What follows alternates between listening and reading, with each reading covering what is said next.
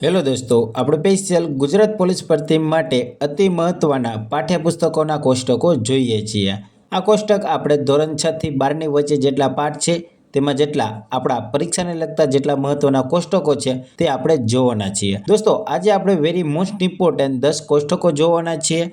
આ કોષ્ટકો આપણે ધોરણ 7ના સામાજિક વિજ્ઞાનના પાઠ્યપુસ્તકના 13મા પાઠના કોષ્ટકો હોય છે. દોસ્તો, આ 13મા પાઠના કોષ્ટકોમાં આપણને 10 જેટલા કોષ્ટકો મળે છે, તો આપણે 10 કોષ્ટકો આપણે જોઈશું, જેથી કરીને જો આપણી પરીક્ષામાં 10 કોષ્ટકમાંથી કોઈ પણ પ્રશ્ન પૂછાય તો આપણે આવડે, તે માટે આપણે જોઈશું. દોસ્તો, આ વિડીયો થોડો લાંબો હોય છે પણ મહત્વનો છે, એટલે લાસ્ટ સુધી બન્યા રહેજો.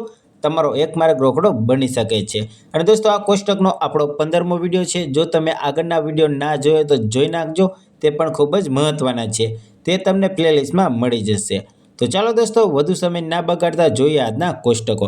અને હા દોસ્તો, હજુ સુધી જો તમે અમારી ચેનલ સાથે જોડાયા નથી તો જોડાઈ જજો, કેમ કે દોસ્તો આપણે વારાફરતી આવા પાઠ્યપુસ્તકના મહત્વના કોષ્ટકો અને એક પાઠના મહત્વના પ્રશ્ન પણ જોઈએ છીએ. એટલે અમારી ચેનલ સાથે જોડાઈ જજો, એટલે કે ચેનલને સબસ્ક્રાઇબ કરી નાખજો. તો ચાલો દોસ્તો, જોઈએ આજના મહત્વના 10 કોષ્ટકો. દોસ્તો, આપણે એક કરીને 10 મહત્વના કોષ્ટકો જોઈશું. પહેલું કોષ્ટક છે એમાં આપત્તિઓ. દોસ્તો, આજના બધા જ કોષ્ટકો તમને બીજી વાર જણાવી દઉં કે ધોરણ 7 સામાજિક વિજ્ઞાનના 13મા પાઠના છે. એટલે હવે તે તમારે જેટલા આપણે કોષ્ટકો જોઈશું આજના વિડીયોમાં તે 13મા પાઠના છે, ધોરણ 7 સામાજિક વિજ્ઞાનના. એટલે તમે તે પુસ્તકમાં જોઈ શકો છો.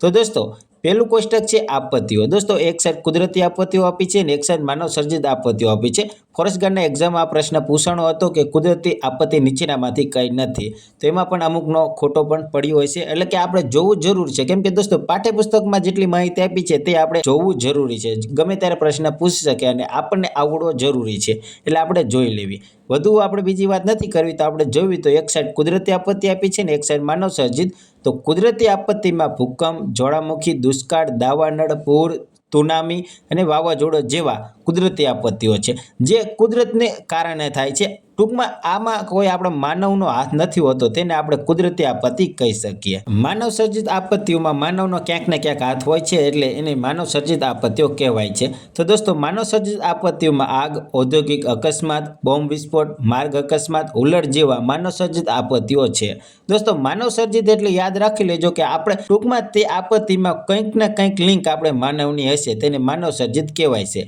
અને જ્યાં માનવનો હાથ નહીં હોય તે કુદરતી આપત્તિ કહેવાય છે. ટૂંકમાં હવે તમે સમજી ગયા. તો ચાલો દોસ્તો, જોઈએ આગળનું નેક્સ્ટ કોષ્ટક. દોસ્તો, આજનું બીજું કોષ્ટક છે ભૂકંપના સમય રાખવાની સાવચેતી. દોસ્તો, આ પણ આપણે જાણવી જરૂરી છે. જો વિધાનમાં પૂછાઈ જાય તો આપણને આવડે, તે માટે. તો દોસ્તો, શું કરવું અને શું ન કરવું તે કોષ્ટકમાં આપ્યું છે, તે આપણે જોઈ લેવી. તો દોસ્તો, વર્ગખંડમાં પાટલી નીચે બેસી જવું. જો તમે આ દોસ્તો પાઠ્યપુસ્તકનો છે એટલે વર્ગખંડની જ માહિતી આપી છે.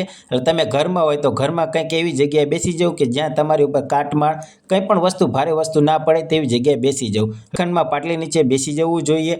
વીજળીના થાંભલાને તારથી દૂર રહેવું જોઈએ અને સાચા સમાચારો રેડિયો કે ટીવી દ્વારા જાણવા જોઈએ. તો દોસ્તો, શું ન કરવું જોઈએ? તો રઘવાયા થઈ બૂમાબૂમ ના પાડવી. એ આવ્યું ભૂકંપ આવ્યો, આ આવ્યો તે હોય, અમુક રાયડું ન પાડવી. ઊંચા મકાનમાંથી નીચે ઉતારો લિફ્ટ ના વાપરવી. ખાતરી કર્યા વિના ઘરમાં ગેસ કે વીજળીથી ચાલતા ઉપકરણો ચાલુ ના કરવા જોઈએ. દોસ્તો, જો ભૂકંપના સમયે થાંભલા પડી ગયા હોય, એટલે કે દોસ્તો હું તમને મારી રીતે સમજાવું કે થાંભલા પડી જાય, શોર્ટ સર્કિટ થવાની શક્યતા રહેલી છે, એટલે ખાતરી કર્યા વિના ઘરમાં ગેસ કે વીજળીથી ચાલતા ઉપકરણો ચાલુ ના કરવા જોઈએ. તો દોસ્તો, એક આ હતું નાનું કોષ્ટક, તે પણ આપણે જોઈ લીધું. અમુક વિદ્યાર્થીને થતું હશે કે આ કોષ્ટકો શું જોવા જરૂરી છે? તો આ દોસ્તો કોષ્ટકો જોવા જરૂરી છે, કેમ કે કોષ્ટકમાંથી જ પ્રશ્ન બનતા હોય છે. તમને એમ લાગતું હશે કે આ મને આવડે છે, પણ જાણે પરીક્ષાનો સમય આવશે ત્યારે તમારો પ્રશ્ન ખોટો પડી શકે છે, એટલે જોવા જરૂરી છે. તો ચાલો દોસ્તો, જોઈએ ત્રીજું કોષ્ટક. તો દોસ્તો, ત્રીજું કોષ્ટક છે ગુજરાતમાં ભૂકંપ તારીખ, એટલે કે ભૂકંપની તારીખ આપી છે, સ્થાન આપે છે, રિક્ટર સ્કેલ આપે છે. તો દોસ્તો, ગુજરાતમાં ભૂકંપની તારીખ આપણે જોઈ લેવી. તો પહેલો ભૂકંપ 16 જૂન 1819માં, તેનું સ્થાન હતું કચ્છ, એટલે કે તેનું ભૂકંપનું બિંદુ હતું કચ્છ, અને તેની રિક્ટર સ્કેલ એટલે કે રિક્ટર સ્કેલની તીવ્રતા હતી 8.2. બીજો ભૂકંપ 12 જુલાઈ 1915 હતો અને તેનું સ્થાન હતું અંજાર, એટલે કે કચ્છમાં, તેની રિક્ટર સ્કેલ હતી 6.1. અને ત્રીજો તો 26 જાન્યુઆરી 2001, મારા ખ્યાલથી બધાને આ ખ્યાલ હશે, કેમ કે મારા ખ્યાલથી તમારો બધાનો જન્મ થઈ ગયો હોય છે, લગભગ નો થઈ જ ગયેલો હોય છે, અને તેનું સ્થાન હતું કચ્છમાં. અને દોસ્તો, તેની રિક્ટર સ્કેલ હતી 7.6 અથવા તો 7.7ની હતી. દોસ્તો બીજું એક નીચે જાણવું જેવું આપ્યું છે તે પણ આપણે જોઈ લેવી. તો ભૂકંપની તીવ્રતા રિક્ટર સ્કેલના નામના એકમમાં મપાય છે. જેમ તીવ્રતા વધુ તેમ વિનાશ વધારે હોય છે.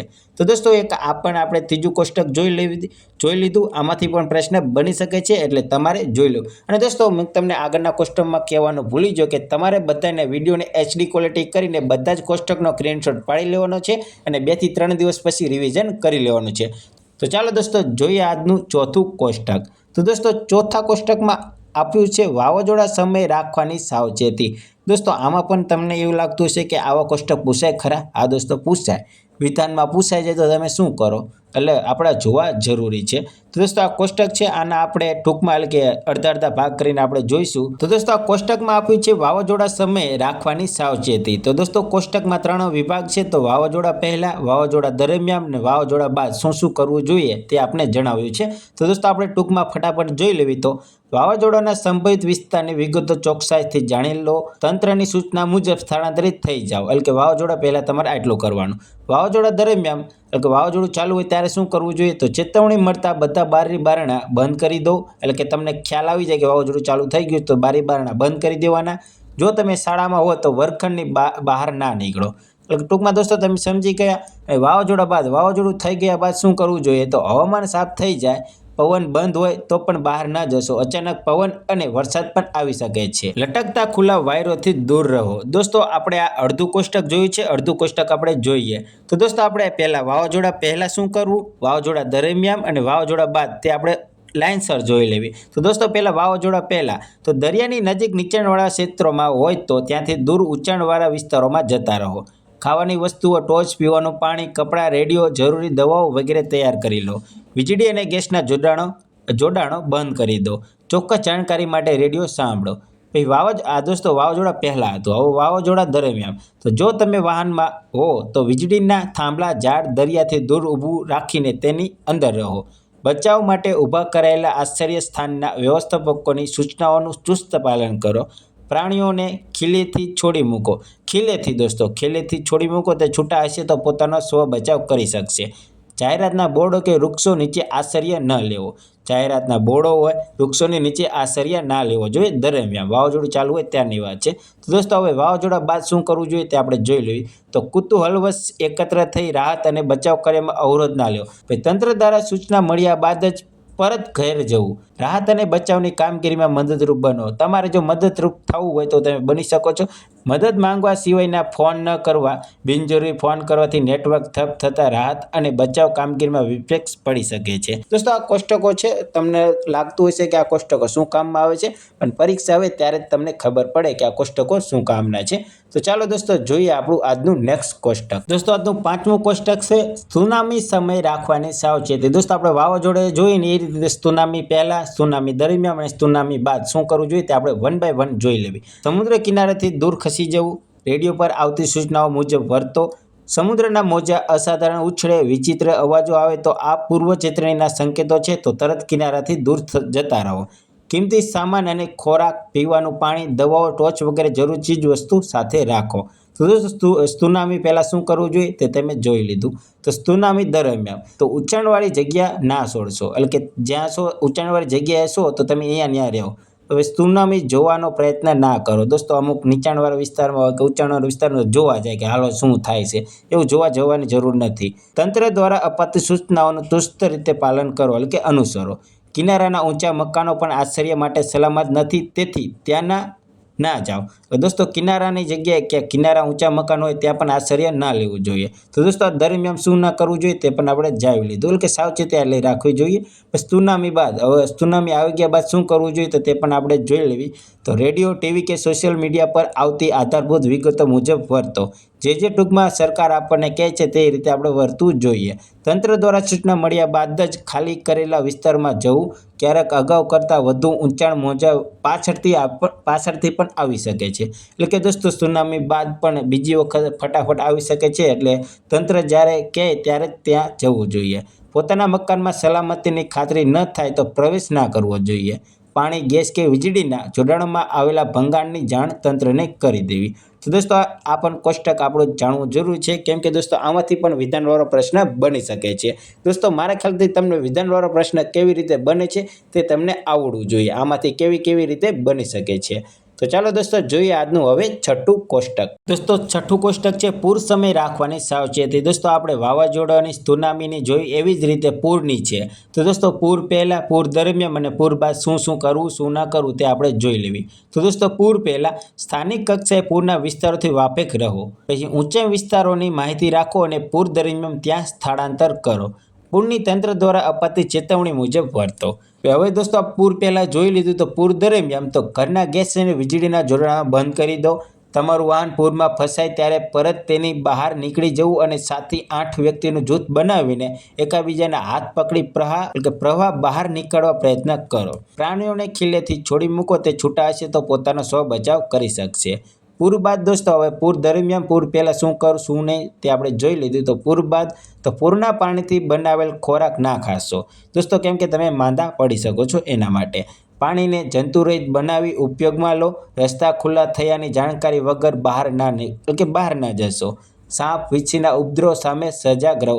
દોસ્તો પૂર બાદ સાપ વીંછીના ઉપદ્રવ વધી જતા હોય છે, એટલે સાપ વીંછીના ઉપદ્રવ સામે સજાગ રહેવું જરૂરી છે.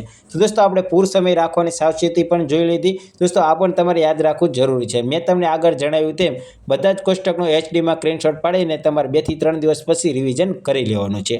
તો ચાલો દોસ્તો જોઈએ હવે 7મું કોષ્ટક. દોસ્તો 7મું કોષ્ટક છે દુષ્કાળ સમયે લેવાના પગલાં. તો દોસ્તો દુષ્કાળ પહેલાં, દુષ્કાળ દરમિયાન અને દુષ્કાળ બાદ શું ન કરવું, શું કરવું તે આપણે આપ્યું છે, તે પણ આપણે જોઈ લેવી. દોસ્તો આપણે આગળ જોયું કે વાવાઝોડાનું, સુનામીનું અને પૂરનું, તેવી જ રીતે આમાં પણ માહિતી આપી છે, તો તે પણ આપણે ફટાફટ જોઈ લેવી. તો દુષ્કાળ પહેલાં તો પાણીના ઉપલબ્ધ જથ્થા મુજબ આયોજન કરવું. ટપક સિંચાઈનો પ્રચાર કરવો.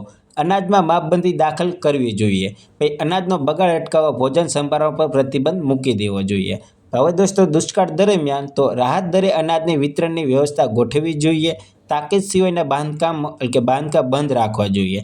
અનાજ અને ઘાસચારાની સંગ્રહખોરી સામે પ્રતિબંધક પગલાં લેવા જોઈએ. તો દોસ્તો અનાજ અને ઘાસચારાની કોઈ સંગ્રહખોરી કરે તો તેની માટે કોઈ પગલાં લેવા જોઈએ.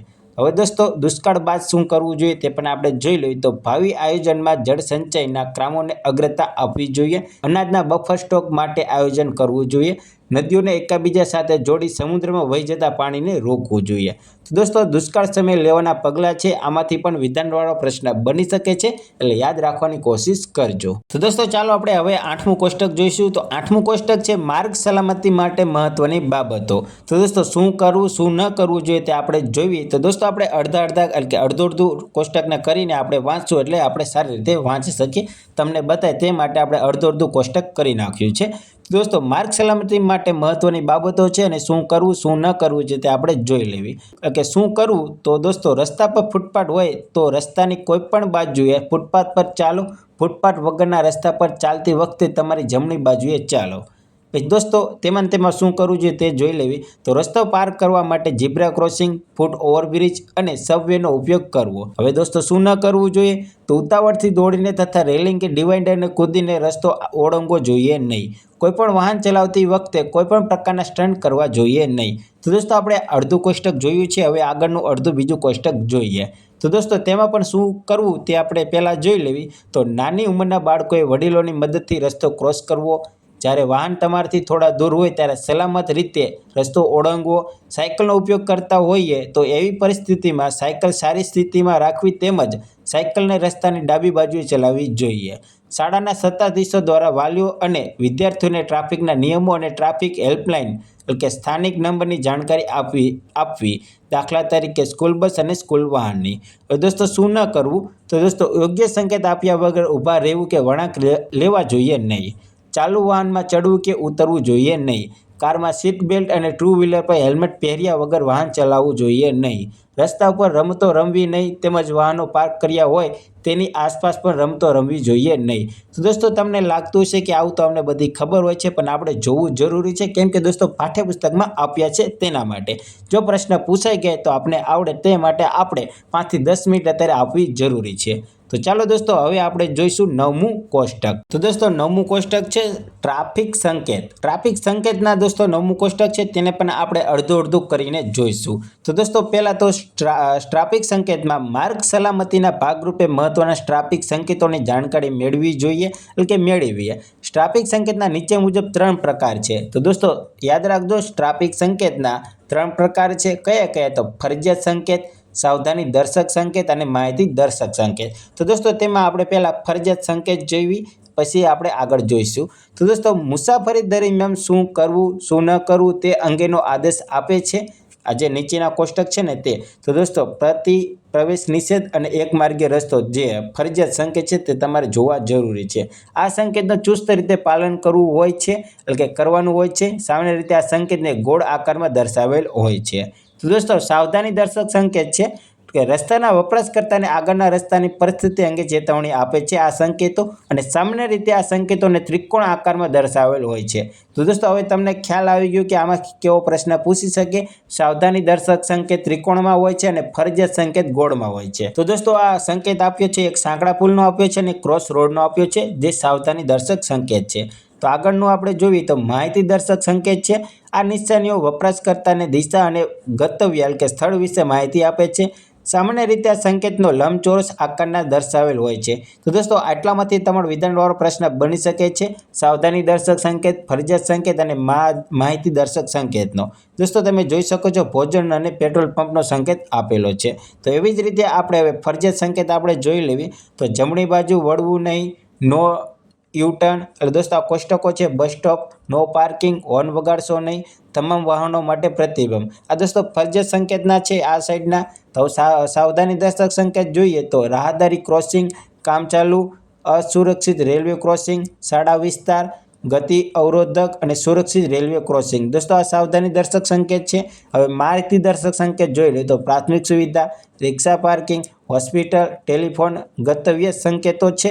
તો દોસ્તો આપણે આ સંકેતો પણ જોઈ લીધા, કેમ કે દોસ્તો પરીક્ષામાં જો સંકેતો આપી દે ને આ કયું સંકેત છે તો તેના માટે પણ આપણે જોવું જરૂરી છે, કે તમે જો જોયું હશે તો તમને આવડશે તેના માટે. તો દોસ્તો તમે આશા છે કે તમને આ વિડીયો ગમ્યો છે. હજી દોસ્તો 10મું કોષ્ટક બાકી છે તે પહેલાં આપણે જોઈ લેવી. તો ચાલો દોસ્તો જોઈએ આજનું 10મું કોષ્ટક. દોસ્તો 10મું કોષ્ટક છે જૈવિક આપત્તિનું, એટલે કે તીડ પ્રકોપનું છે. આ પણ આપણે માહિતી લેવી જરૂરી છે, આમાંથી પણ પ્રશ્ન પૂછાઈ ગયેલ છે. તો દોસ્તો તીડ પ્રકોપ એટલે કે તીડ એ કીટક વર્ગમાં આવે છે. તેની આશરે 11,000 જેટલી પ્રજાતિઓ જોવા મળે છે. વળી તે ઝુંડમાં રહેવાનું પસંદ કરે છે. 2019માં ગુજરાતના રણ વિસ્તાર અને રણકાંઠે આવેલી કચ્છ, બનાસકાંઠા, પાટણ જિલ્લાના કેટલાક વિસ્તારોમાં તેનો ઉપદ્રવ્ય જોવા મળ્યો હતો. ગુજરાતમાં જોવા મળેલા તીડ રણતીડ કે ખાઉધરા તીડના નામે ઓળખાય છે. દોસ્તો આમાંથી પણ વિધાનવાળો પ્રશ્ન બને છે, એટલે યાદ રાખજો. ફોરેસ્ટ ગાર્ડમાં આનો પ્રશ્ન પૂછાણો હતો. આ પ્રજાતિના તીડ કરોડોની સંખ્યામાં ઝુંડ રૂપે ત્રાટકે છે. તેના જીવનકાળ દરમિયાન પોતાના વજનથી 1000 ગણું ખાઈ જાય છે. પોતાના સ્થળાંતર માર્ગમાં જ્યાં ઉતરે ત્યાં ખેતી પાક, લીલી વનસ્પતિ, વૃક્ષના પાંદડાઓને આહાર બનાવીને એ વિસ્તારના ખેત પાકોને સપાચટ કરી મૂકે છે. જે ક્ષેત્રોમાં તીડનો ઉપદ્રવ્ય થાય ત્યાં ખેતીના અભાવે અનાજની દુષ્કાળ જેવી પરિસ્થિતિ થાય છે. જો કે આજના આધુનિક વાહન વ્યવહારની સુવિધાના સમયમાં અન્ય પ્રદેશોમાંથી અનાજ લાવી આ તંગી દૂર કરી શકાય છે. તીડનો નાશ કરવા ખેતીવાડી વિભાગની સૂચના મુજબ ખાસ દવાનો છંટકાવ કરવાથી તેનો નાશ કરી શકાય છે. તો દોસ્તો ઉપરની માહિતી ખૂબ જ મહત્વની છે. 11,000 2019માં ગુજરાતના રણકાંઠે ખાઉધરા રણતીડ પણ આ કહેવાય છે. આવી માહિતી તમારે યાદ રાખવી જરૂરી છે. કે બધા જ કોષ્ટકનો તમારે એચડીમાં સ્ક્રીનશોટ પાડીને 2 થી 3 દિવસ પછી તમારે રિવિઝન કરી લેવાનું છે. દોસ્તો હું આશા રાખું છું કે તમને આ 10 કોષ્ટક જોવા ગમ્યા હશે. અને દોસ્તો આજનો વિડીયો પણ ખૂબ મહત્વનો હતો, એટલે તમારે વિડીયોને લાઇક કરીને થોડો મને સપોર્ટ કરવાનો છે અને દોસ્તો તમારે શેર પણ કરી દેવાનો છે તમારા દોસ્તોમાં. ચાલો દોસ્તો મળી જાય. અને દોસ્તો આવા જ બીજા કોષ્ટકો તમને પ્લેલિસ્ટમાં મળી જશે જોવા, એટલે તમે જોઈ શકો છો. ચાલો દોસ્તો મળીએ બીજા વિડીયોમાં. જય હિન્દ, જય ભારત.